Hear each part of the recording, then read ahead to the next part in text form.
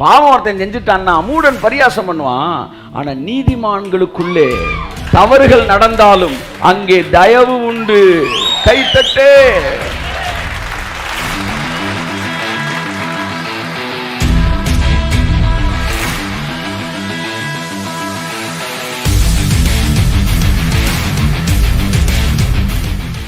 நீங்க ஜெபம் பண்ணும்போது என்ன பேர்ல ஜெபம் பண்றீங்க? இயேசுவின். பிசாசை என்ன பேர்ல துரத்துறீங்க? வியாதி என்ன பேர்ல அதட்டுறீங்க? அப்ப எப்போ எல்லா நேரத்திலும் நீங்க ஒரு நாமத்துக்குள்ளதான் ஒளிஞ்சுக்கிறீங்க அப்படின்னா உங்களுக்கு தான் நீதிமான்.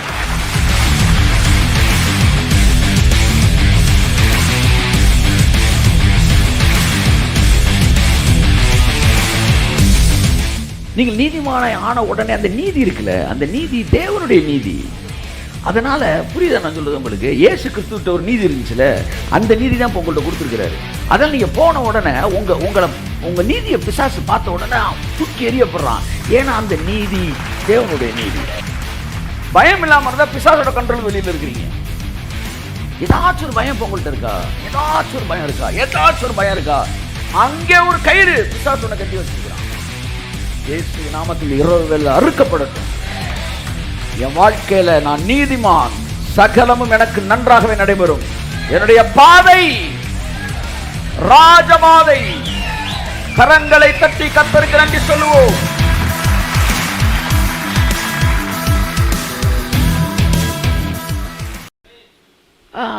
எனக்கு யாரோ செய்வினை வச்சுட்டாங்க, ஒன்றும் வைக்க முடியாது. ஆமா, செய்வினை எல்லாம் பொய்வினை ஆகிவிடும். ஆமா, இல்லை பில்லி நம்ம கில்லியா, ஒரு பில்லி ஒன்றும் பண்ண முடியாது. ஆமாம், அன்புக்குரியவர்களே, எல்லாமே பயத்தில் இருக்குது. பயத்துலேருந்து மனுஷனை விடுதலை ஆக்கிட்டா. லவ் பண்ணுறவனே ஏன் பண்ணுறான்றீங்க? எங்கிட்ட நமக்கு ஒய்ஃபு கிடைக்காம போயிருமோ? எங்கிட்ட நமக்கு மாப்பிள்ளை கிடைக்காம போயிருமோ? இதை கிடைச்ச வரைக்கும் நம்மளாம் மூவ் பண்ணி everything, the whole world is ruled over by fear. Fear. If you don't have fear, you are completely out of the coverage area of devil. Outside of the coverage area. பிசாசோட கவரிங்குள்ள வெளியில வந்துட்டீங்க. இனி உங்களை ஈஸியாக handle பண்ண முடியாது. ஏய் ஆட்ட பேசு, மண்டல் அடிக்க போற போடா இயேசு நாமத்தில் என்கிற இடத்துக்கு நீங்கள் வரும்போது அவங்களை ஹேண்டில் பண்ண முடியாது.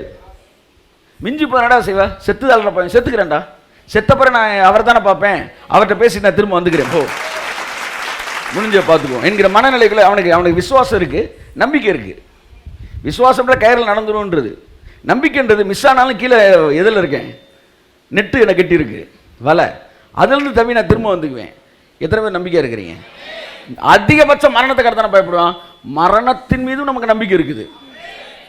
எதுக்கு நீங்கள் பயப்படணும்? போன பால் திரும்ப வந்த மாதிரி வந்துட மாட்டீங்களா? நீங்கள் கையை தட்டுங்க சார். என்ன அப்படியே ஒரு மனிதனை தேவன் ஆட்டுவிக்க வேண்டும் என்றால் விசுவாசம் என்கிற கயிறு மூலமாக தான் ஆட்டுவிக்கிறார். இப்போ ஒருத்தருக்கு விசுவாசம் வந்துருச்சுன்னா இனிமே தேவன் சொல்ற மாதிரிலாம் செய்ய ஆரம்பிப்பான். கையை அப்போ விசுவாசம் என்ன வந்துருச்சு, நானும் தேவன் என்னை கயிறில் கட்டிட்டார், கயிறில் என்னை கட்டிட்டார். அப்போ கயிறில் கட்டிட்டாருன்னா இப்போ நான் அவர் கண்ட்ரோலுக்கு வந்துட்டேன். அவர் சொல்லுவார் நைல் நதி அடி, அது ரத்தமாக மாறும்னா, இப்போ கயிறு எனக்கு விசுவாசம் இருக்குன்னா என்ன அர்த்தம்? கயிறு கட்டிட்டாருன்னு அர்த்தம். நான் அடிப்பேன். நாளைக்கு காலையில் 6 மணிக்கு வாப்பா, எல்லாம் சரியாயிரும். என்ன சார் ஒரு தைரியமாக சொல்கிறீங்க? கயிறை கட்டியிருக்காரு. விசுவாசன்ற கயிறில் கட்டினோன்னா அவர் என்னெல்லாம் நினைக்கிறாரோ அதெல்லாம் பூமியில் என்னவோ செஞ்சுருவார். நீங்கள் கூட அந்த கயிறில் கட்டப்பட்டுட்டீங்கன்னா உங்கள் கரங்கள்லேருந்து அற்புதங்களும் அடையாளங்களும் இயற்கைக்கு அப்பாற்பட்ட காரியங்கள் நடக்கும். இன்னைக்கு தேவன் அநேகரை கண்ட்ரோல் பண்ண முடியாத காரணம் விசுவாசம்ன்ற கயிறு அவங்க மேலே கட்டப்படாமல் கட் பண்ணி அவங்க வெளியில் இருக்கிறனால அவங்கள தேவனுடைய கண்ட்ரோலுக்கு வெளியே இருக்கிறாங்க. பயம் இல்லாமல் இருந்தால் பிசாசோட கண்ட்ரோல் வெளியில் இருக்கிறீங்க. ஏதாச்சும் ஒரு பயம் உங்கள்கிட்ட இருக்கா? ஏதாச்சும் ஒரு பயம் இருக்கா? ஏதாச்சும் ஒரு பயம் இருக்கா? அங்கே ஒரு கயிறு பிசாசோட கட்டி வச்சிருக்கிறான். இயேசுவின் நாமத்தில் இரவு வேளை அறுக்கப்படட்டும். என் வாழ்க்கையில நான் நீதிமான், சகலமும் எனக்கு நன்றாகவே நடைபெறும். என்னுடைய பாதை ராஜபாதை. கரங்களை தட்டி கர்த்தருக்கு நன்றி சொல்லுவோம்.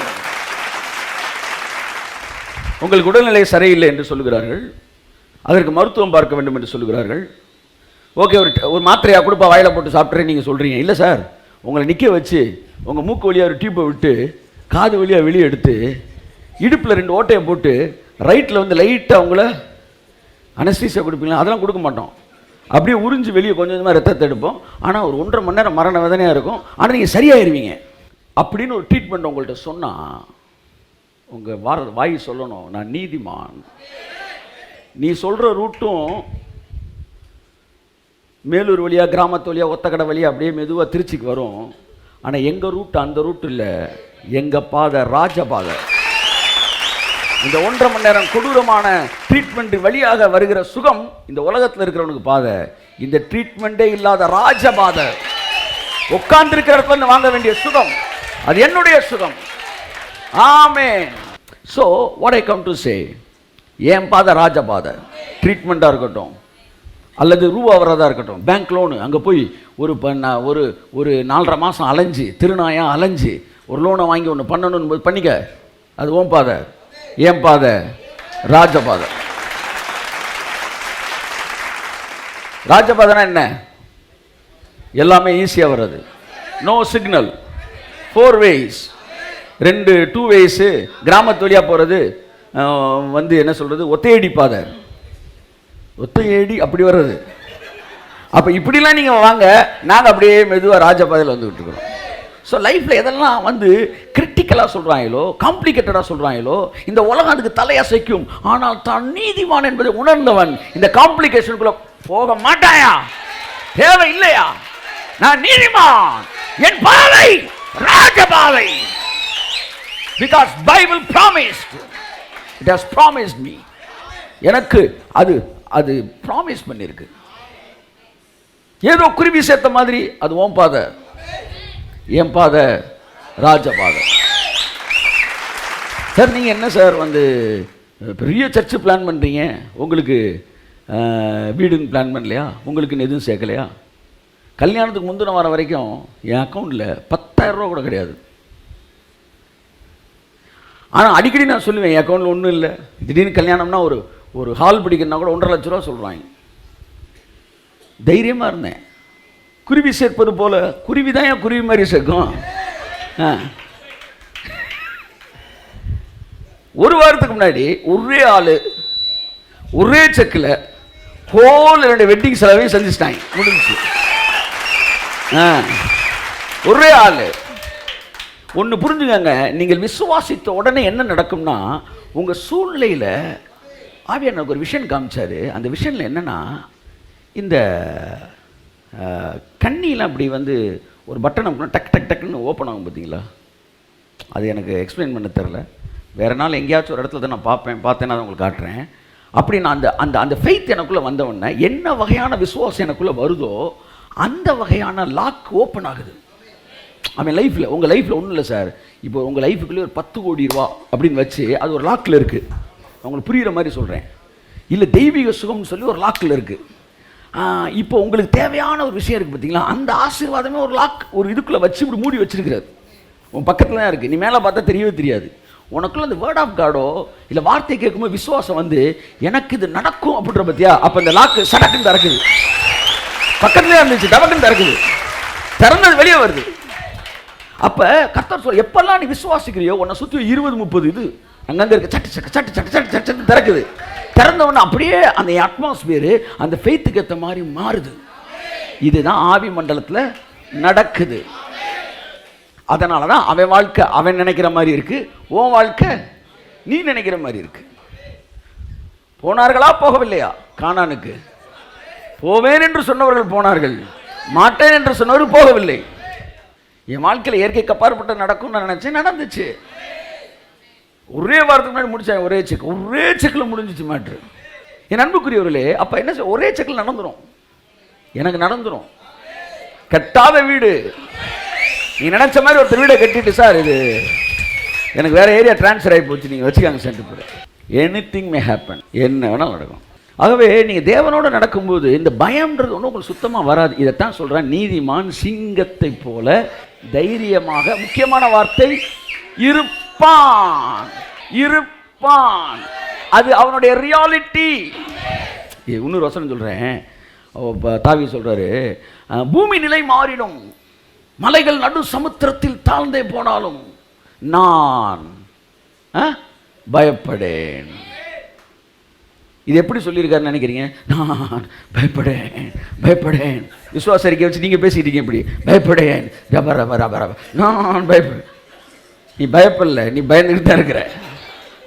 அவன் சொல்கிறப்ப சாரி சார் இன்னொன்று சொல்லுவா, என் இருதயம் பயப்படாதுன்னே சொல்கிறான். நான் பயப்படேன்னா கூட விடுங்க, நான் கண்ட்ரோல் பண்ணுறேன்னு நினச்சிக்கலாம். என் இருதயம் பயப்படுறா, பயப்படுறா, கொஞ்சம் பயப்படும், பயம் வரமாட்டேன்னு சார் வரமாட்டேன்னு சார். என் இருதயம் சாரி அவன் சொன்னால் கேட்க மாட்டேன்றான். சில அடங்காத பிள்ளைகளை வளர்த்துருப்பாங்க பாருங்க, அது அடங்கவே அடங்காது.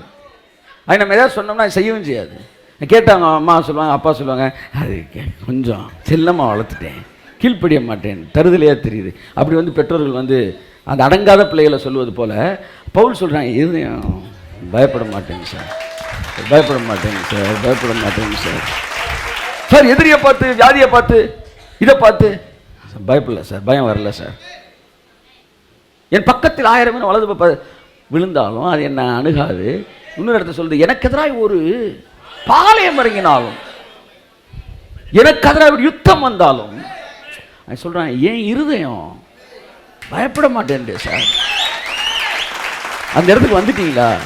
நீங்க நீதிமானன்னு புரிஞ்சுக்கிட்டீங்கன்னா, உங்க நீதி எப்படி நீதின்னு தெரிஞ்சுக்கிட்டீங்கன்னா, நீங்களும் சொல்லுவீங்க, என் இருதயமும் பயப்படாது. 8 வயசுல செத்துருவார்னு சொன்னேன் ஹேகின. 13 வயசு வரைக்கும் வந்து 13 வயசில் செத்துருவாருன்னாங்க. அதை தாண்டிட்டார். 20 வயசு வந்துருச்சு. 20 வயசில் பிரசங்கம் பண்ணுறாரு. என்னை 8 வயசில் செத்துருவேன்னாங்க. நான் இன்றைக்கி வரை உயிரோடு இருக்கிறேன். 16 வயசில் செத்துருவேன், 13 வயசில் கூட எதிர்பார்த்தாங்க. நிறையா அதுக்கு எதிரான சம்பவங்கள்லாம், சிம்டம்ஸ்லாம் வந்துச்சு என் பாடியில். ஆனால் கர்த்தர் சொன்னால் நீ நீடித்து நல்லா இருப்பார்னு. நான் சொல்கிறேன், 20 வயசு ஆச்சு, நான் சாகலை. நான் உங்களுக்கு சொல்கிறேன், 30 வயசு எனக்கு ஆகும், நான் சாக மாட்டேன். 40 வயசு எனக்கு ஆகும், நான் சாக மாட்டேன். 50 வயசு எனக்கு ஆகும், நான் சாக மாட்டேன். கவனிங்க, 60 வயசு எனக்கு ஆகும், நான் சாக மாட்டேன். 70 வயசு எனக்கு ஆகும், நான் சாக மாட்டேன். 80 வயசு ஆனாலும் நான் சாக மாட்டேன். கர்த்தர் என்னை நீடித்த நாட்களால் நான் போதும் சொல்கிற வரைக்கும் என்னை திருப்தி ஆக்குவார். சிங்கம் மாதிரி பேசுகிறாராம் 20 வயசில். அந்த வீடியோவை எடுத்து ஹேகினோட 80வது வயசு பிறந்த நாளில் போட்டு விடுறாங்களாம். அப்படி கும்முன்னு உட்காந்து பார்க்குறாரு. ஐயா சார் விசில கொடுக்க. உங்களை சுற்றி கோடிக்கணக்கான ஆசீர்வாதம் இருக்கு. உங்களை சுற்றி வந்து நல்ல ஆரோக்கியம் இருக்கு. உங்க பிள்ளைகளின் ஆரோக்கியம் இருக்கு, குடும்பத்தின் ஆரோக்கியம் இருக்கு. வாய்களை திறந்து நீங்கள் பேசும்போது அந்த லாக் ஓப்பன் ஆகி அந்த ஆசீர்வாதம், ஆரோக்கியம் வெளிவருகிறது. நன்மையான தேவனுடைய மகளே, வாயை திறந்து பேசுங்க நன்மையான வேலை. அப்ப அவன் சொல்றான், நான் மரண இருளின் பள்ளத்தாக்கில் நடந்தாலும். அந்த பயப்படேன்றதுக்கு அர்த்தம் தெரியுதா? உங்க மைண்ட்ல வேற படம் இருக்கு. நான் பயப்படேன். ஆமென், கர்த்தர் என்னோடு கூட. என்ன வந்து அந்த பழைய தமிழ் படத்தில் அந்த பேய் படம் பார்த்த உடனே அந்த பேய் இப்போ விரட்டுன்னு தெரிஞ்சு திரும்ப அந்த பொண்ணு எங்கே தான் போகும்? காட்டுக்குள்ளே தான் போகும். அது காட்டுக்குள்ளே தான் போகும். திரும்பவும் வந்து எங்கடா பேய் இருக்குன்னு தேடி போகும். ஒழுங்காக வீட்டுக்குள்ள லைட்டை போட்டு ஃபேனை போட்டு தூங்கலாம், மெதுவாக ஜன்னலை திறந்து பார்க்குறது. ஏன்னா அதானே பேய் படம். அந்த மாதிரி இவன் பயப்படேன்னு சொல்லி நீங்கள் நினச்சிங்களா? எல்லாம் கிடையாது. அவன் சொல்கிறான், மரண இருள். அச்சா, பயங்கரமானது சார் அந்த வார்த்தை. சாதாரண வார்த்தை இல்லை சார். கர்த்தர் என் மேய்ப்பராக இருக்கிறாரா? கர்த்தர் என் மேய்ப்பராக இருக்கிறார். நான் மரண இருளின் பள்ளத்தாக்கில் நடந்தாலும் பொல்லாப்புக்கு பயப்படே. இதெல்லாம் அடி வயிற்றுல இருந்து வர்ற வார்த்தை. அதெல்லாம் அவர் கூட நடந்தவனுக்கு, நீதிமானுக்கு வருகிற தைரியம். மரண இருள்னா மூச்சு இழுத்துக்கிட்டு இருக்கு, சாக போறான்.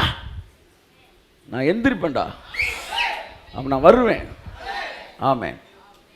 மரண இருளின் பள்ளத்தாக்கில். என்ன இது விளையாட்டா வசனம்? இங்க வந்த வசனத்தை படிக்கிற, அங்க போனா ரிப்போர்ட்டை பார்க்கிறது. இதுக்கா தேவன் நம்மளை வச்சாரு? whose report will you believe? I shall believe the reports of the Lord. இவ்வளவு பேசுறாரு சார். அப்புறம் ஒரு பெரிய நீதிமானா இருப்பார் போல. ஆமா, நீதிமான் தான். முழங்காலே நிற்பார் போல. அங்கதான் நீ தப்புன்ற. ஏன்னா நீதிமான் யாருன்னு உனக்கு தெரியல. கையை தட்டுங்க.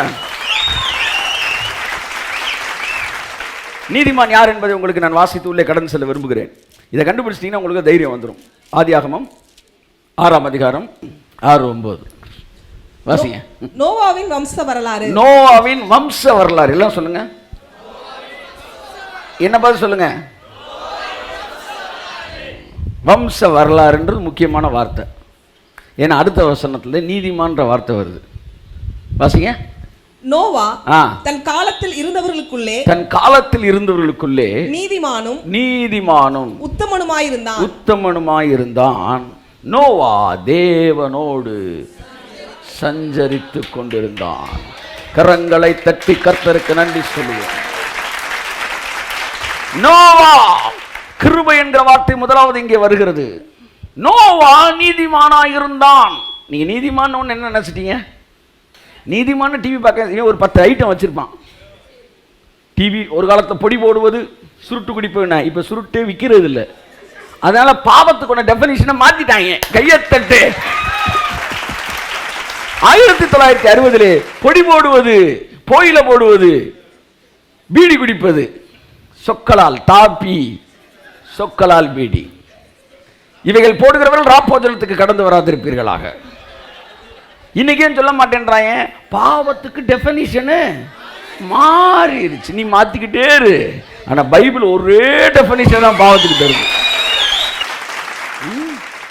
நீதிமான்னு நீ கொடுக்குற டெஃபினிஷனும் தப்பு. வசனத்தை இங்க எடுக்கிற அர்த்தத்தை மட்டும் ஏண்டா சொந்தமா தர? அர்த்தத்தை இங்கே எடு. ஆமென், ஆமென். கர்த்தருக்கு பயப்படுதலே ஞானத்தின் ஆரம்பம். இது வசனம். அப்ப பயப்படுறதுனா என்ன? கையை இப்படி கட்டுறதா, இல்லை இப்படி கட்டுறதா, இல்லை எப்படி இருந்து பயம்? இந்த பயம்ன்ற வசனத்தை எடுத்துட்டு அவன் பிரசங்கம் பண்ண ஆரம்பிச்சிடறான். கர்த்தர் பயப்படும் தம்பி, ரொம்ப நடுக்கத்தோடு. சார் வசனத்தை எடுத்தீங்க, விளக்கத்தை பைபிள் இருந்தே கொடுங்க. கர்த்தருக்கு பயப்படுதலே ஞானத்தின் ஆரம்பம். அப்ப கர்த்தருக்கு பயப்படுதல்னா என்ன? கையை முன்னாடி கட்டுற பின்னாடி கட்டுறதா? தீமையை வெறுப்பதே கர்த்தருக்கு பயப்படும் பயம். ஆமென். பயம்னா என்ன? டெஃபினிஷன் பைபிள்ல இருந்து எடுத்து கொடு. நீதிமான்ங்கிற வார்த்தை ஆழமான அர்த்தம் உடையது. அதை புரிஞ்சுக்கிட்டீங்கன்னா உங்க எல்லாருக்கும் இந்த வார்த்தை கேட்டிருக்க அத்தனை பேர் சொல்லுவீங்க, அத்தனை பேரும் புரிஞ்சுக்குவீங்க நீங்க ஒரு நீதிமான் என்பது. நீதிமான் தன் காலத்தில் வாழ்ந்தவர்களுக்குள்ளே நோவா நீதிமானாய் இருந்தான் என்கிற வார்த்தையோட ஹீப்ரு பைபிளோட அந்த அந்த ஒரு அதுக்கான அர்த்தம் எப்படி வருதுன்னா, அந்த காலத்தில் வாழ்ந்தவர்களே நோவா மட்டும்தான் தேவனுடைய வித்தா இருந்தான். கைத்தட்டுங்க ஒரு தடவை அவருக்கு. எல்லாம் சொல்லுங்க. நீதிமான்னா வித்து, வித்து, கைய தட்டு. அதனாலதான் சொல்றாரு வம்ச வரலாறு.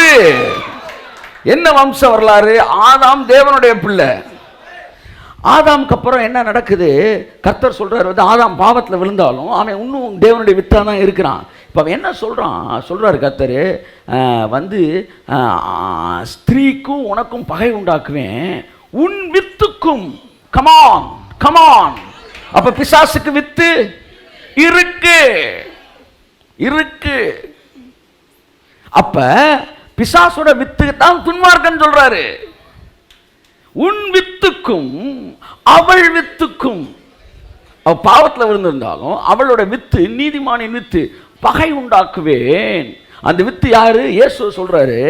அந்த பிளட் லைனை சொல்றாரு. அப்ப அவர் உன் தலையை நசுக்குவார். இப்ப நீங்க தேவனுடைய வித்து உன் பிசாசு, அதாவது ஏவாள் வித்துன்னு படிச்சீங்களே, ஆனா சாத்தானின் வித்துன்னு ஒண்ணு இந்த பூமியில இருக்குன்றத நீங்க படிச்சீங்களா? அப்ப பிசாசு என்ன செஞ்சான்? ஸ்திரீயின் வித்துன்னு ஒண்ணு யார நினைச்சிட்டான் தெரியுமா? ஆபேல நினைச்சிட்டான். ஆஹா, இவன் தான் நம்ம தலையை நசுக்க போறான் போல அப்படின்னு சொல்லி ஆபேல கொண்டான். ஆனா அவரும் ரொம்ப தெளிவா இருந்தாரு. அடுத்து காயின் வந்து பிசாசின் வித்தாக தான் வருகிறான். அப்புறம் எப்படி பிசாசு வந்து உருவானா? அப்படி இது காயின் எப்படி உருவானான்? அதுக்கப்புறம் சேத்துன்னு ஒருத்தன் பிறகுறான். அவன் தான் தேவன். அன்று முதல் மனிதர்கள் தேவனை தொழுது கொள்ள ஆரம்பித்தால் தேவனுடைய சந்ததி உருவாகுது, இந்த வித்து. இப்போ பிசாசு முடிவு வரான், என்னடா ஒன்றும் பரலோகம் வழக்கம் போல தான் போயிட்டுருக்கு, பெரியவரை காலி பண்ண பிறகும் திருவிழா நல்லா தான் நடந்துக்கிட்டு இருக்கு அப்படின்னு பிசாசு பார்க்குறான். ஆபேலை கொண்ட பிறகு திருவிழா ஒழுங்காக தானே போயிட்டுருக்கு. அப்போ ஆபேலு வித்து இல்லை, வேற யாரோ வித்து இனிமேல் தான் பிறக்க போகிறாங்க. அப்போ என்ன செய்யணும், இந்த வித்தவே கரப்ட் பண்ணிடுவோம். நம்ம அந்த வித்தை இந்த வித்தை என்ன செஞ்சிடணும், கலந்துட்டா எப்படி சொல்ல வந்து ஓநாயையும் நாயையும் மிக்ஸ் ஆன உடனே வந்து அல்சேஷன் வர மாதிரி இப்படி பிசாசு தன்னுடைய வித்தை உள்ள கலக்க பார்த்து கலக்கிக்கிட்டே தான் இருந்தான். அதனால கர்த்தர் பழைய ஏற்பாட்டில் சொல்லிக்கிட்டே இருந்தார், நீ வந்து புறஜாதிகளோடு பெண்ணு கொடுக்காத, அவங்களோட கலக்காத. எதுக்காக, மாமியார் மருமக சண்டை வரும். அது இல்லை, அது நீ உள்ளே முடிச்சாலும் வரும். ஏன் முடிக்காதன்னாருன்னா, என் வித்துக்கு ஒரு பிளட் லைன் தேவை, அது சுத்தமான வித்தா இருக்கணும், அந்த சந்ததியில தான் ஏன் புள்ள பிறக்கணும். அதனால நீ வித்தை கரெக்ட் பண்ணிடாதன்னாரு. ஆனா எல்லாம் கரெக்ட் ஆகிட்டே இருந்தாங்க. அதனால கர்த்தர் பார்த்தாரு, பூமி முழுவதும் எல்லாம் கரெக்ட் ஆயிடுச்சு. பெலிஸ்தியர், அதாவது தேவபுத்திரர்கள் வருது, மனுஷகுமாரத்திகள் சௌந்தரியம் உள்ளவர்கள் என்று கண்டு ரெண்டு வித்தும் இணையும் போது கரெக்ட் ஆயிடுச்சு. தேவகுமாரர்கள்னா அங்க இருக்கிறவன் இல்லை, தேவனுடைய வித்து. தேவகுமாரர்கள் தேவனுடைய பிள்ளைகள், மனுஷகுமாரத்திகள் என்பவர்கள் உலகத்தில் இருக்கிற பிள்ளைகள். உலகத்துல காயின் சந்ததி. இவங்க அழகா இருக்கிறாங்க சொல்லி இவங்கள போய் கல்யாணம் பண்ணிட்டாங்க. அப்ப தேவனுடைய பிளான் என்ன செய்தீங்க, என்ன ஆகுது, டிஸ்டர்ப் ஆகுது, டிஸ்டர்ப் ஆகுது. இவன் தேவகுமாரன் மூலமா என் சந்ததியை கொண்டு வரலான்னு பார்த்தா தேவகுமாரன் ஃபுல்லா அங்கனுக்குள்ள இருக்கிற. அப்ப எல்லாம் சுத்தி முத்தி பார்க்குறாரு, எல்லாம் கரெக்ட் ஆயிருச்சு. அங்கனுக்குள்ள பார்த்தா ஒரே ஒருத்தன் மட்டும் தேவனுடைய வித்தா இருக்கிறான். கையை தட்டுங்க சார். தன் காலத்தில் இருந்தவர்களுக்குள்ளே நீதி நோவா தேவனுடைய வித்தா இருந்தான். கையை தட்டுங்க. அப்ப நீதிமான் என்கிற வார்த்தைக்கு அங்கே வருகிற எபிரேய அர்த்தம் தன்னுடைய வித்து. சரி, நீதிமான் என்ன அர்த்தம், வித்து, பிள்ளைன்னு அர்த்தம். ரிவர்ஸ்ல வா. அப்ப பிள்ளைன்னா என்ன அர்த்தம், அப்படியே எந்திரிச்சு போற வல்ல ஒரு டீயை குடிச்சிட்டு வீட்டுல போய் கும்முன்னு தூக்கத்தை போடு, அவ்வளவுதான் மெசேஜ். நீதிமான்னா பிள்ளைன்னு அர்த்தம்யா. அப்ப பிள்ளைன்னா பக்கத்துல தட்டி சொல்லுங்க, ஆத்தா பிள்ளைன்னா நீதிமான் அர்த்தம். ஆத்தா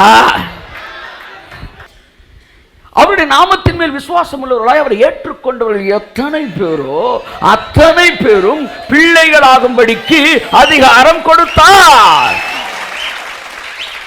சரியான மொழிபெயர்ப்பில் சொல்லுகிறேன், அவருடைய நாமத்தின் மேல் விசுவாசம் உள்ளவர்களாய் அவரை ஏற்றுக்கொண்டு பிள்ளைகள் ஆனவர்கள் எத்தனை பேரோ அத்தனை பேரும் நீதிமான்கள் ஆகும்படி அவர்களுக்கு அதிகாரம் கொடுத்தார்.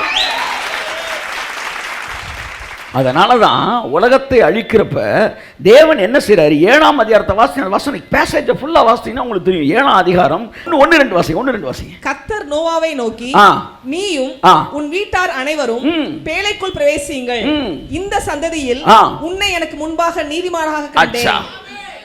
சார், மாம்பழம் வந்தாலும் அது மாமரம் தான், மாம்பழம் வருவதற்கு முன்பாகவும் அது மாமரம் தான்.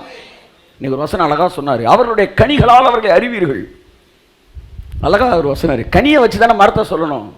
அப்படித்தானே சார் நீங்களே சொல்லியிருக்கீங்க. ஆனால் இங்கே சொல்றீங்க மாம்பழம் வரலன்னா மாமரம் தான்னு. புரியுதா? நீதிமான் நீதியின் காரியங்களை செய்வான், ஆனால் நீதியின் காரியங்கள் செய்யறதுக்கு முன்னாடியே அவன் அதை புரிஞ்சுக்காங்க. மரம் வச்சு ஒரு 3 வருஷம் கழிச்சு பழம் வருது, 3 வருஷம் கழிச்சா மாமரமா மாறிச்சு இல்ல. அது பழம் கொடுக்கறதுக்கு முன்னாடியே மாமரம் தான். நீங்க கிரியைகள் செய்யறதுக்கு முன்னாடியே நீங்க நீதிமான் தான். அப்ப கனிகளால் அறிவீர்கள்ன்றது உலகத்துக்கு. எனக்கு கனியை வச்சு அறிய வேண்டிய அவசியம் இல்லடா, உனக்கு கனிகளால் நீங்கள் அறிவீர்கள்.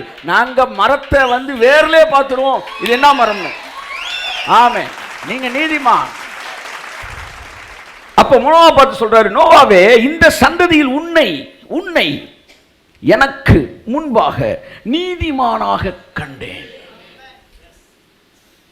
நீதிமான் சொன்ன அடுத்த வசனத்துல சொல்றாரு, பூமியின் மீதெங்கும் வித்தை உயிரோடு காக்கும்படி. கைய நல்லா தட்டுங்க. டே, நீ நீதிமான்றா, நீ என் வித்துடா, அதனால வித்தையெல்லாம் உயிரோட என் வித்தை நான் காப்பாத்தணும்டா. கையை தட்டுங்க சார். நீ ஏன் வித்துடா, நீ ஏன் வித்துடா. இப்ப தேவன் நோவா பேழையை செஞ்சது காரணம் என்னன்னா, தன்னுடைய வித்தை அவர் காப்பாற்றுவதற்காக. அப்ப நீதிமான் அவனை சொன்ன உடனே வித்துன்னு பேசுறாரு. அப்ப என்னன்னா, நான் சிம்பிளா சொல்றேன், ஏற்றுக்கொள்ள மனதா இருக்கிறது ஏற்றுக்கொள்ளலாம், கேட்க காதுள்ளவன் கேட்க கடவன். உங்க அப்பாவுக்கு நீங்க பிள்ளையா இருக்கிறீங்க, நீங்க சிகரெட் குடிச்சிட்டீங்க, உங்க அப்பா சிகரெட்டே குடிக்காது, நீங்க குடிச்சிட்டீங்க, இப்பவும் நீங்க யாரு பிள்ளை தான். நீங்க குடிங்க நான் சொல்லல, புரிஞ்சுக்காங்க. நீங்க ஊருப்பட்ட பிரச்சனைகளுக்குள்ள போறீங்க சார். உங்கள் சாதாரண குற்ற உணர்வில் இந்த உலகத்தை நீங்கள் ஜெயிக்க முடியாது.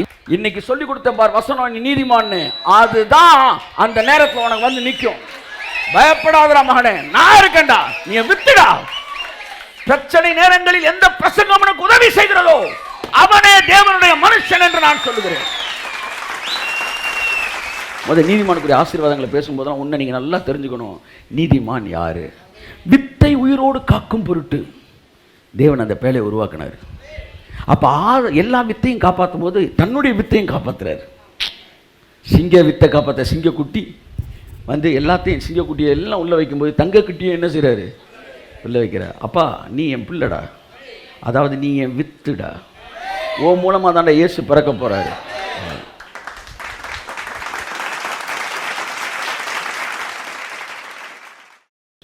விதை ஒன்று போட்டால் சுரையொன்று முளைக்குமா? புழுக்கி பிறந்தது பூனை ஆகுமா? நான் நீதிமான் சந்ததி, நான் இயேசுவின் சொந்த ரட்சகராக ஏற்றுக்கொண்டவருடைய பிள்ளை. அதனால பிள்ளைனா பைபிள் டிக்ஷனரியில நீதிமான் அர்த்தம், அவ்வளவுதான். அதனால ஒருத்தன் இயேசுவை ஏற்றுக்கொண்டு பாவி என்று சொல்வானானால் அவனுடைய டோட்டல் லாஜிக்கே தப்பு. நீங்க பாவியா இருக்க முடியாது இயேசுவை சொந்த ரட்சகராக ஏற்றுக்கொண்டு பிள்ளை ஆயிட்டீங்கன்னா. இனிமே உங்க ஆக்டிவிட்டிஸ் மாறும். அதுக்காக உங்களுடைய ரியாலிட்டி சீடு மாறாது. அதில் நீதிமான் யாருன்னா பைபிள் சொல்லுது. அந்த வசனம் எனக்கு ரொம்ப பிடிச்சிருந்துச்சு. ஒரு ஆள் நீதிமானா இல்லையான்னு ஈஸியாக கண்டுபிடிக்கிறேன். எப்படின்னா நீதிமொழிகள் 14:9 வாசிங்க. மூடர் பாவத்தை குறித்து பரிகாசம் பண்ணுகிறார்கள். எல்லாரும் என்ன பாருங்க, ஒருத்தர் செஞ்ச பாவத்தை பற்றி 10 பேர் பரிகாசமா பேசினான்னு வச்சுக்காங்க, அவன் வெள்ளை ஜிப்பாவே போட்டிருந்தாலும், அவன் ஊழியக்காரனாவே இருந்தாலும், அவன் ஒரு துன்மார்க்கன். அந்த வசனத்தை திரும்ப வாசிங்க. மூடர் பாவத்தை குறித்து பரியாசம் பண்ணுகிறார்கள். மற்றவர்கள் பாவங்களை குறித்து பரியாசம் பண்ணுகிறவர்கள், அல்லது அந்த பாவத்துக்கு தண்டனை கொடுத்தாக வேண்டும் என்று வழக்காடுகிறவர்கள், அல்லது என்ன சார் பாவம் செஞ்சுட்டு இஷ்டத்துக்கு இப்படி பண்ணிடலாமா, அதாவது உப்பு தின்னா தண்ணி குடிக்கணும் சார் என்று பேசுகிறவர்கள் எல்லாம் நீதிமான்கள் அல்லவா? ஏன்னா பாவம் பேசினா அவன் ஜட்ஜ்மெண்ட் பேசுவானா. ஆனா பைபிள் சொல்லுது நீதிமான்களுக்குள்ளே பாவத்தை பத்தி பேசிட்டு சொல்றாரு. பாவம் ஒருத்தன் செஞ்சுட்டான்னா மூடன் பரியாசம் பண்ணுவான். ஆனா நீதிமான்களுக்குள்ளே தவறுகள் நடந்தாலும் அங்கே தயவு உண்டு. கைத்தட்டு சார், இவனை நடுரோட்டு கொண்டு வரணும் சார் அப்படின்னா புரிஞ்சுக்காங்க, அவன் சீடே வேற, அவன் வெரி டேஞ்சரஸ். அவன் காயினுடைய வித்து. அவன் உள்ளுக்குள்ள உட்காந்து சும்மா கையை தட்டிட்டு நடிச்சுட்டு திரிகிறான். அவன் ஆளே வேற ஆளு. ஆமா, அது வந்து நீல சாயம் வெளுத்து போச்சு. ஆமா, நீதிமான் வேஷம் கலைஞ்சு போச்சு. அவனை அசிங்கப்படுத்தி ஆகணும், அல்லது அடுத்தவர்கள் பாவத்தை ரோட்டு கொண்டு வரணும்னு சொன்னா அவன் நீதிமான் கிடையாதான். ஏன்னா நீதிமான்களுக்குள்ளே விடுறாடே விடுங்க சார், ஏதோ தெரியாம நடந்துச்சு அப்படின்னு சொன்னான்னா அவன் அப்பா பிள்ளை. கையத்தட்டே. பைபிள் மிக அழகாக பழைய ஏற்பாட்டில் மதம் இங்கே வருது, புதிய ஏற்பாட்டில் நீதிமான வார்த்தை எங்க தெரியுமா வருது? எங்க வருது? யோசேப்பு நீதிமானா இருந்தபடியால் அவளை அவமானப்படுத்த மனதில்லாமல். அவ்வளவு போதும், அதுக்கப்புறம் வாசிக்க வேணாம், தூங்கிடுங்க. அவ்வளவு போதும், இதுவே நிறைஞ்சிருச்சு. நீதிமான் யாரியா? மற்றவர்களை அவமானப்படுத்த கூடாது என்கிற மனது இருக்கிற நீதிமான். என் அன்புக்குரியவர்களே, அடுத்தவனை போட்டு பார்க்கணும், அடுத்தவன் அந்தரங்கத்தை எட்டி பார்க்கணும், அடுத்தவனை வந்து அசிங்கப்படுத்தணும் என்கிற மனதில் இருக்கிறவர்கள் உண்மைக்கு அவர்கள் வித்தை நீங்கள் சந்தேகப்பட வேண்டும். ஏனென்றால் நீதிமான்கள் பாவத்தை குறித்து பரியாசம் பண்ண மாட்டார்களாம். நீதிமான்களுக்குள்ளே தயவு உண்டு.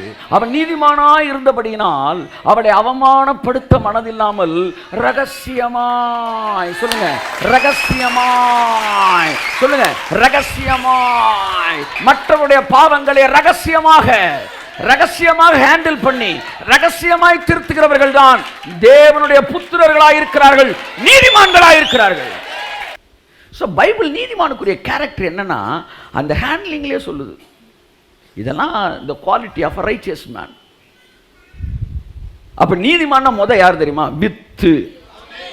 வித்து. அந்த வித்து இருந்தா எப்பவுமே தயவு இருக்கும்.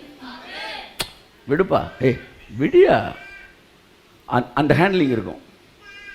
நீதிமான்களுக்குள்ளே தயவு உண்டு. ஈஸியாக கண்டுபிடிச்சிடும் அவன் நீதிமானா இல்லையான்னு. அவன்கிட்ட போய் ஊரு கதையை பேசுங்களேன், விடுப்பா, யார் செய்யல தப்பு, விடு அப்படின்னு பேசினா அவன் சீடே தனி சீடு சார், தனி சீடு. ஆள் பார்க்க ஒரு மாதிரி கரடு முரடாக பேசலாம், ஆனால் மனசு அவனுக்கு சாஃப்டாக இருக்கும், சாஃப்டாக இருக்கும். நீங்கள் இப்படியே பாருங்க, ஒரு ஆள் பாவத்தை எப்படி ஹேண்டில் பண்ணுறான்னு பாருங்க. அவனுக்குள்ள அந்த தயவு இருந்துச்சுன்னா அவன் நீதிமான். அவன் வந்து தேவனுடைய வித்து. ஏன்னா தேவன் அப்படித்தான் ஹேண்டில் பண்ணுவார். அவமானப்படுத்த மாட்டார், ரகசியமாக ஹேண்டில் பண்ணுவார். இதெல்லாம் யாருக்கு வரும்னா அவர் வித்தா இருக்கிறவனுக்கு வரும். எத்தனை பேர் இயேசு ஏற்றுக்கொண்டீங்க? நீங்கள் அவருடைய பிள்ளையா இருக்கீங்க அப்படின்னா அதுக்கு இன்னொரு அர்த்தம், நீங்கள் நீதிமானா இருக்கீங்க. என் மேலே இருக்க இன்சியல் எங்கள் அப்பா இன்சியல் தான், அது சாகிற வரைக்கும் என்ன செய்யாது, மாறாது. என்னை ஜெயிலுக்கு கூப்பிட்டு போயிட்டாங்க சார். கூப்பிட்டு போய் அங்கே கேட்குறாங்க, உன் பேர் என்னப்பா அப்படின்றாங்க. அந்த இது சார்ஜ் ஷீட்டு அது எழுதுறதுக்கு ஜஸ்டின் அப்படின்றேன். அப்பா பேர் என்ன? நான் இப்போ பாவி ஆகிட்டேன், எங்கள் அப்பா பேர் சொல்ல முடியாது, வேறு பேர் சொல்லவா? நீ பாவியானியோ ஆவியானியோ நீ உங்கள் அப்பா பேர் தான் சொல்லணும். இன்சியல் என்னது? டி. தர்மர். ஓகே, இதுதான். எங்கே போனாலும் அதுதான் உங்களுக்கு இன்சியல். அப்படி தான் நீங்கள் எங்கே போனாலும் நீங்கள் நீதிமான் தான். சார் அவர் நடவடிக்கையும் அவர் நீதிமன்ற பட்டமும் ஒன்றுக்கு ஒன்று முரணாக இருக்குது, அப்படியா? அப்போ நடவடிக்கை மாற்றிக்க, நீதிமானம் மாற்றாத. ஆனால் நீ எதுலேயே குறியாக இருக்கிற? நடவடிக்கை இருந்துட்டு போட்டோம், நீதிமான்னு சொல்லாத, பிசாசு அங்கே வரான், அதான் அவனுக்கு வெறி. நான் சொல்கிறேன் நீதிமான் சொல்லிக்கிட்டே இரு. மாற்றணும்னு முடிவெடுத்த நடவடிக்கையை மாற்றிக்க, கேரக்டரை மாற்றிக்க. அதெல்லாம் வந்து தானாக என்ன செஞ்சிடும்? இப்போ நீங்கள் நீதிமான். இந்த நீதிமானுக்கு என்னெல்லாம் ஆசீர்வாதம் இருக்குது அப்படின்னு பார்க்கும்போது, முதலாவது நீதிமான், நான் ஏசப்பா பிள்ளை, அதனால் நான் நீதிமான், அது எந்த மாற்றம் இல்லை. அழகாக முதலாக பழைய ஏற்பாட்டில் வரும்போது அவன் தன் காலத்தில் இருந்த நீதிமானாக இருந்தான்ற வார்த்தைக்கு அர்த்தம் அவனுடைய வித்தாக இருந்தான். நோவா தேவனுடைய வித்து, அதனால் அவன் நீதிமான். நீயும் நானும் தேவனுடைய வித்து. அந்த வித்துனால தான் சார் நீங்கள் வந்திருக்கீங்க.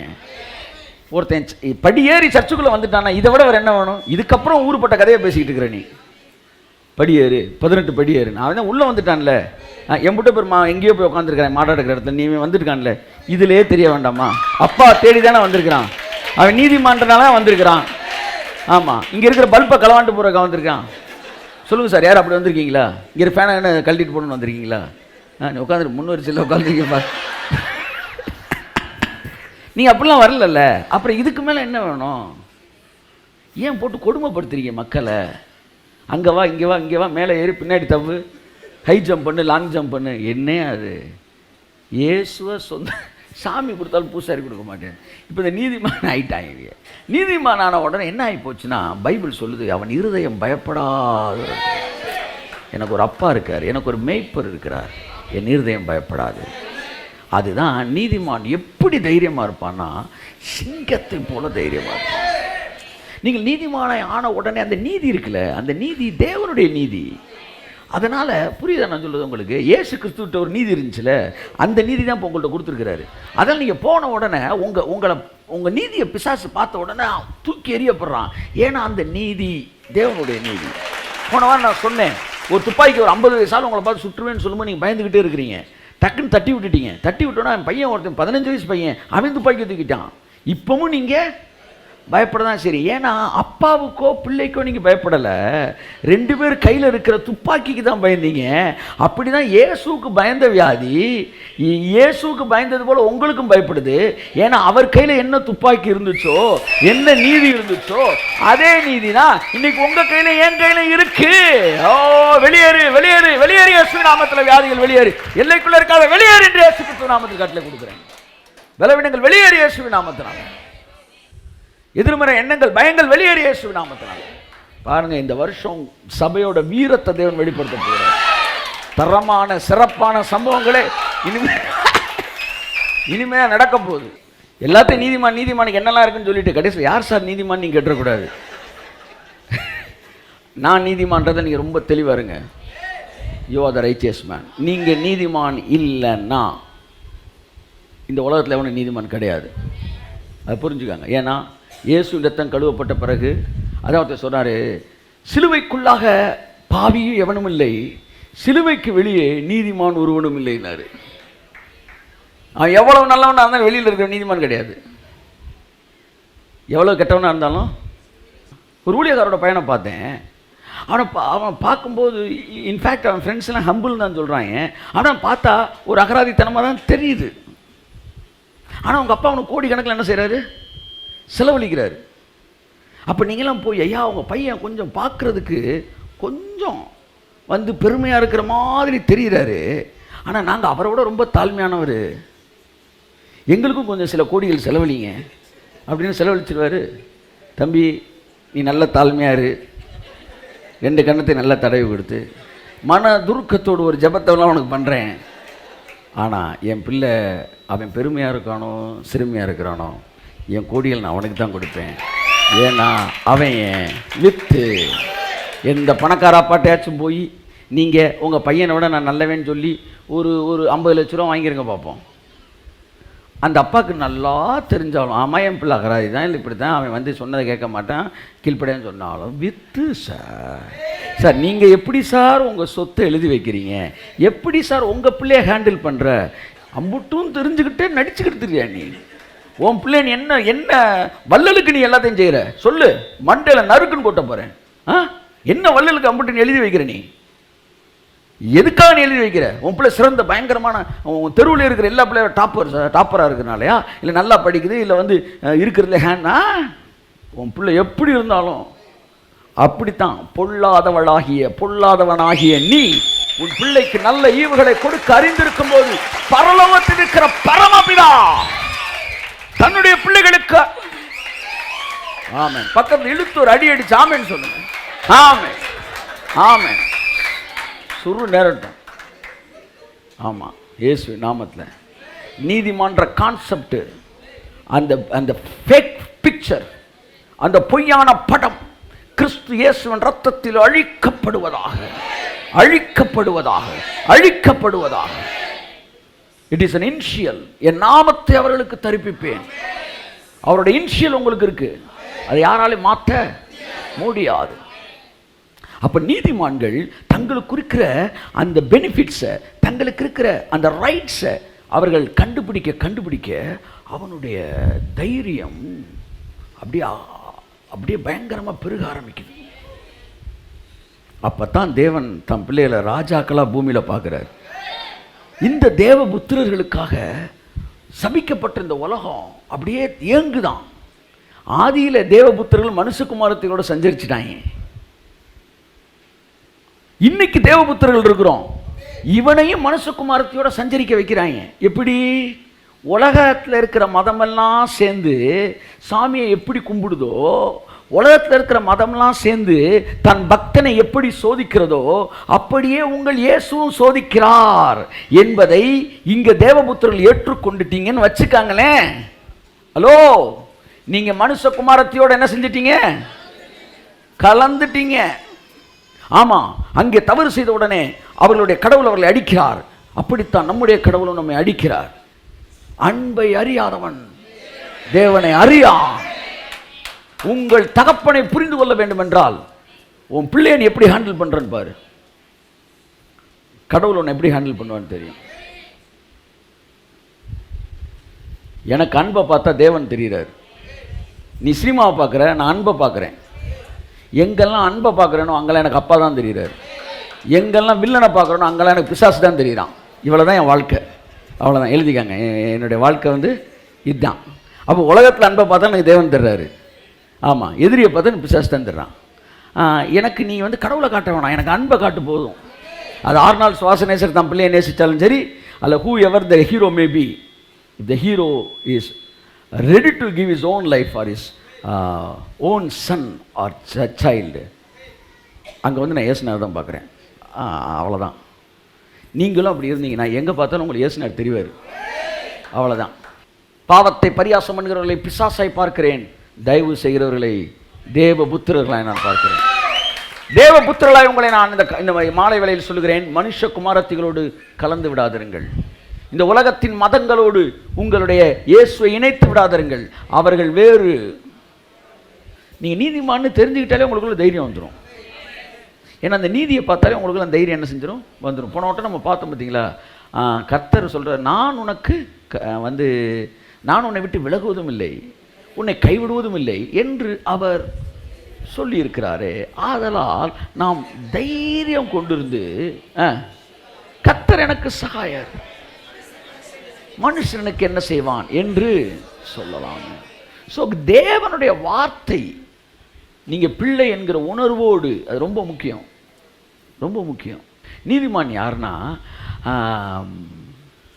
சங்கீதம் 91 வசனம் இருக்கு, உன்னதமானவரின் மறைவில் இருக்கிறவன் சர்வ வல்லவருடைய நிழலில் தங்குவான். நான் கர்த்தரை நோக்கி, நீர் நடக்கலாம் கேடகம் இப்படி வருது, இரவின் பயங்கரத்துக்கும் பகலில் பயக்க அம்புக்கும் இருளின் கொள்ளை நடக்கும் மத்தியானத்தில் பாலாக சங்கம். எனக்கு இந்த அதிகாரத்திற்கு எல்லா ஆசீர்வாதத்தையும் எடுத்து பிரசங்கம்னு எனக்கு ஒரு நாள் ஆசை. கர்த்தருக்கு சித்தமான செய்யலாம். அப்போ இவ்வளவு ஆசீர்வாதமும் யாருக்காக கொடுக்கப்படுகிறதா? ஒரே ஒரு குவாலிட்டியான், உன்னதமானவர் மறைவினிலே சர்வ வல்லவர் நிழல் தனிலே. அவ்வளோதான் குவாலிட்டி. அவர் மறைவில் வந்து நின்றுக்கிறானா, அவனுக்கு தான் சங்கீதம் 91. ஆமாம், பூஜை பராக்கிரம அவங்களுக்கெல்லாம் கிடையாது. சிம்பிள். நீதிமான்னா யார் தெரியுமா? அவர் மறைவுக்குள்ளே வரவேன். இப்போ நீங்கள் நான் என்ன மறைவில் இருக்கிறோம்? கிறிஸ்துவு. உங்கள் பேர் என்ன? உங்கள் பேர் என்ன? உங்கள் பேர் என்ன? ஆமென். உங்களை பற்றி புதிய ஏற்பாடு ஃபுல்லாக என்ன தெரியுமா சொல்லுது? கிறிஸ்துவுக்குள். இப்போ நான் பேசும்போது எப்படி சொல்ல? கிறிஸ்துவுக்குள் அருமையானவர்களே. உங்களுக்கு பேரே கிறிஸ்துவுக்குள். அப்போ நீதிமான்னா யார் தெரியுமா? கர்த்தர் நாமம் பலத்த துருகம், நீதிமான் அதற்குள்ளே ஓடி ஓடி. Who is a righteous man? யார் நீதிமான்? அவர் நாமத்துக்குள்ளே ஒளிந்து கொள்ளுகிறவன். அவர் நாமத்துக்குள்ளே ஒளிந்துக்கிறவனுக்கு பேர் தான் நீதிமான். நீங்க ஜெபம் பண்ணும்போது என்ன பேர்ல ஜெபம் பண்றீங்க? இயேசுவின். பிசாசை என்ன பேர்ல துரத்துறீங்க? வியாதி என்ன பேர்ல அதட்டுறீங்க?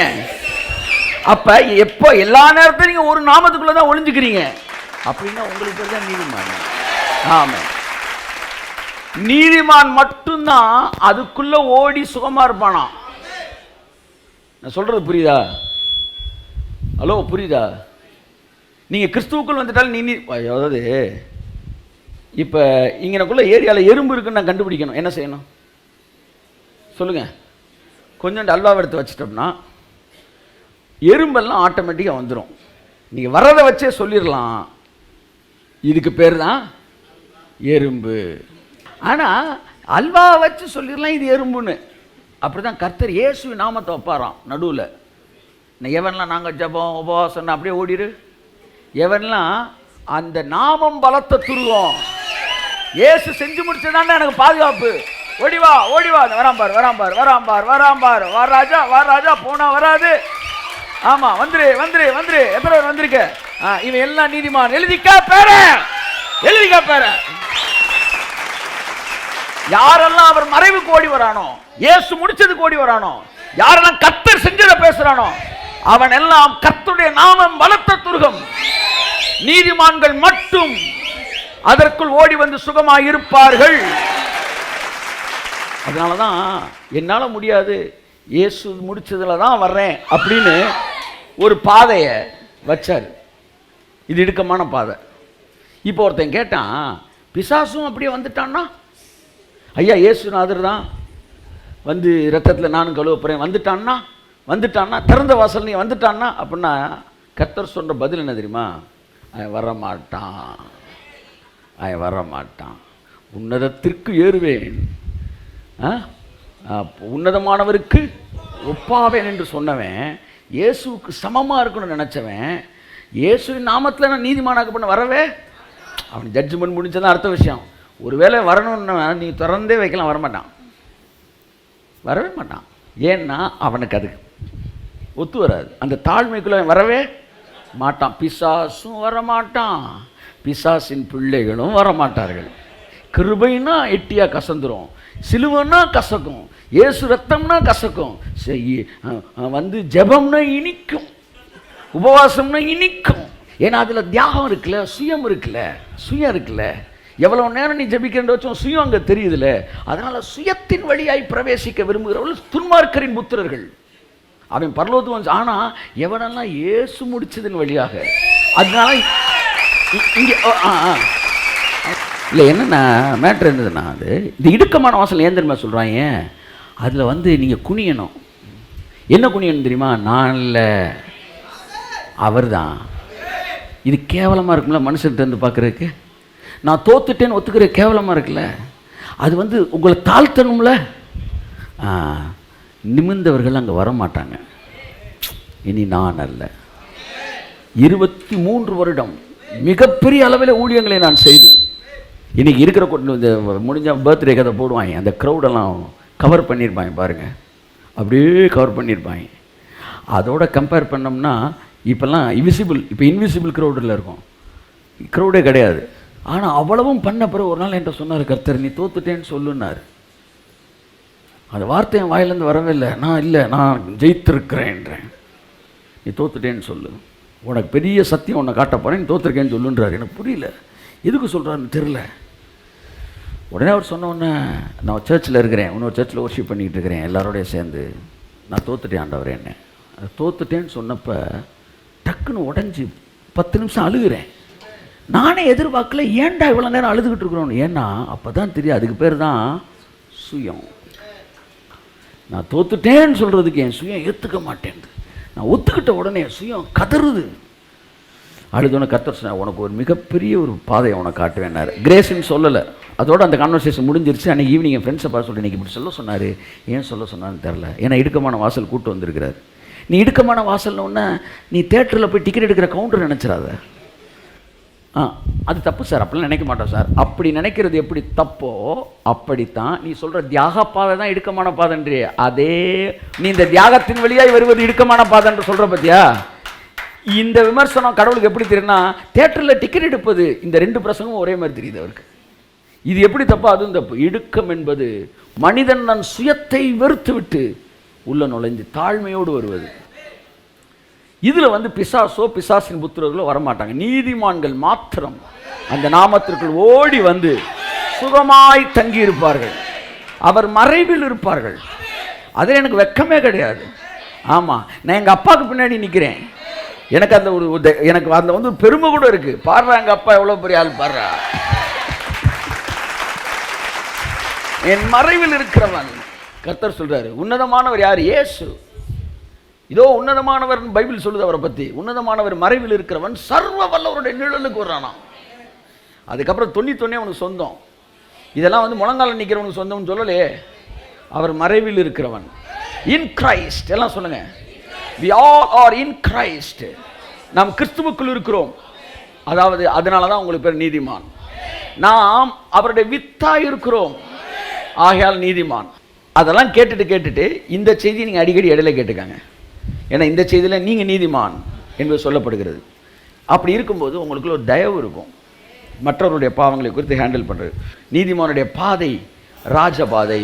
நீதிமான் வந்து திருப்தி உண்டாக புசிக்கிறான். நிறையா மேட்ரு நீதிமானை பற்றி எழுதப்பட்டிருக்கு. இதையெல்லாம் வந்து நீங்கள் எல்லாத்தையும் வந்து நீங்கள் புரிஞ்சுக்கணும். இதெல்லாம் உங்களோட ஆசீர்வாதம். நீதிமானுடைய வாசஸ்தலத்தை கர்த்தர் ஆசீர்வதிக்கிறார். நீதிமானுடைய பாதை நடுப்பகல் வரைக்கும் அதிகமாய் பிரகாசிக்கிற சூரியனை போல் இருக்கும். நீதிமான் ஞானத்தில் தேர்வான். நீதிமான் சிரசின் மேல் ஆசீர்வாதங்கள் தங்கும். நீதிமானுடைய பெயர் புகழ்பெற்று விளங்கும். நீதிமானுடைய வாய் ஜீவ ஊற்று. நீதிமானுடைய பிரயாசம் ஜீவனை பிறப்பிக்கும். நீதிமானுடைய நாவு சுத்த வெள்ளி. பிரசங்கத்தை மாற்றி பண்ணிடுறாங்க. சுத்தமான நாவு இருக்கிறவன் நீதிமான். தயவு செய்து அப்படி வந்துடாதீங்க. கொல்லப்புறம் வழியாக வராதிங்க. ஆமாம், என் பிள்ளை நல்லா படிக்கிறவன் சொல்லுங்க, நல்லா படிக்கிறவன்லாம் என் பிள்ளைன்னு சொல்லாதீங்க. புரியுதா? நீ நீதிமான், உனக்கு இதெல்லாம் இருக்குன்றாரு. நாவு சுத்தமில்லையா இருந்தால் நீ நீதிமான். தப்பு, பிரசங்கமே தப்பு. நீ நீதிமான்றா. அதனால உன் வாயை திறந்து என்ன சொன்னாலும் அதை சுத்தமான வெள்ளியா நடக்கும். அப்படிவா? ஆமா, வீட்டுக்கு வந்தா மெயின் கேட்டை திறந்து வா. ஏன் கிச்சன் வழியா ஏறி குதிச்சு வர? பஸ் பிரசங்கத்தை பின்னாடி இருந்து பண்ணாதீங்க. நீதிமான் விரும்புகிற காரியம் அவனுக்கு கொடுக்கப்படும். துன்மார்க்கன் கடந்து போவான், நீதிமானோ நித்திய கீர்த்தி உள்ளவன். நீதிமான்களுடைய நம்பிக்கை மகிழ்ச்சியாய் மாறும். நீதிமான் இக்கட்டிலிருந்து விடுவிக்கப்படுவான். அவன் இருந்த இடத்திற்கு துன்மார்க்கன் வருவான். நீதிமான்கள் நன்றாய் இருந்தால் பட்டணம் கலிகூரும். நீதிமான்களுடைய சந்ததியோ ஆசீர்வதிக்கப்படும். நீதிமான்களுடைய ஆசை நன்மையே. நீதிமான்கள் துளிரை போல தலைப்பார்கள். நீதிமான்கள் பலன் ஜீவ விருட்சம். இதோ நீதிமானுக்கு பூமியில் சரி கட்டப்படுமே. அல்லேலூயாவே காணுமே. நீதிமானுடைய தண்டனை பூமியில் சரி கட்டப்படும். ஆம், 2000 வருஷங்களுக்கு முன்பாக என் பாவம் பூமியிலே சரி கட்டப்பட்டது. இப்ப வருது அல்லேலூயா. நீதிமான்கள் வீடோ ஆசீர்வதிக்கப்பட்டிருக்கும். நீதிமான் தன் மிருக ஜீவனை நேசிக்கிறார். நீதிமானுடைய வேர் அசையாது. நீதிமான் நெருக்கத்திலிருந்து நீங்குவான். அழகான வசனம். நீதிமானுக்கு ஒரு கேடும் வராது. நான் நீதிமான், அவருடைய வித்து எனக்கு ஒரு கேடு வராதியா, ஒரு கேடு வராது. நீதிமான் தன் அயலானை பார்க்கினும் மேன்மையுள்ளவன். உங்க ஏரியால இருக்க 50 பேரோட நீ தாண்டா டாப்ல இருப்ப. கையை தட்டு. ஆமென்.